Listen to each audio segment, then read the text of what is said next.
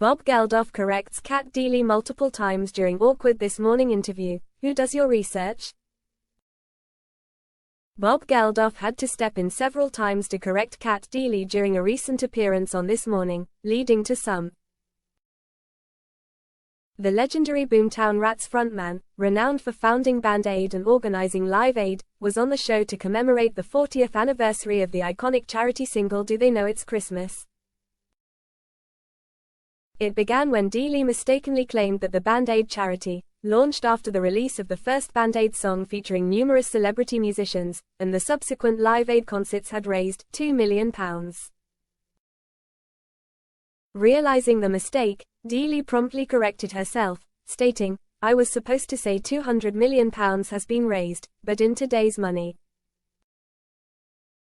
Geldof interjected to clarify that the figure was closer to £480 million in today's value. Quipping about the situation, he asked Deeley, "Have you never done this before?" To which she humorously replied that she was a spring chicken. The discussion then shifted to an upcoming BBC documentary showcasing footage from the creation of the original Band Aid single. During the conversation, Deeley incorrectly stated that the program would air on.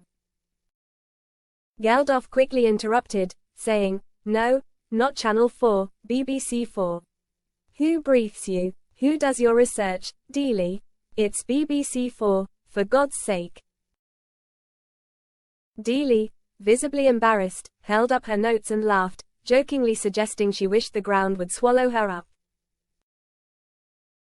Despite the rocky start, the interview continued, with Geldof reflecting on the significance of Band Aid and Live Aid. He spoke about the spontaneous and youthful energy that went into recording Do They Know It's Christmas, noting the extraordinary impact the effort had on global awareness and politics. That Sunday morning, a bunch of young, spotty English pop stars, who were, more or less, just out of school and had taken over the pop culture of the world, ambled up a Ladbroke Grove Street in London to make a song their friends had written for the starving people of Ethiopia, Geldof recounted.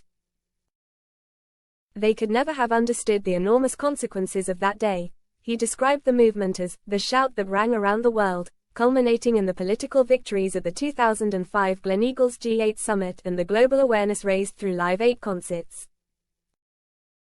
Recalling the unique atmosphere during the original recording session, Geldof added, "These rock stars piling into the control room, babies under their arms. It was a Sunday, family day, chipping in, laughing, shouting suggestions, taking the PS, having fun, making history, and feeling on top of the world."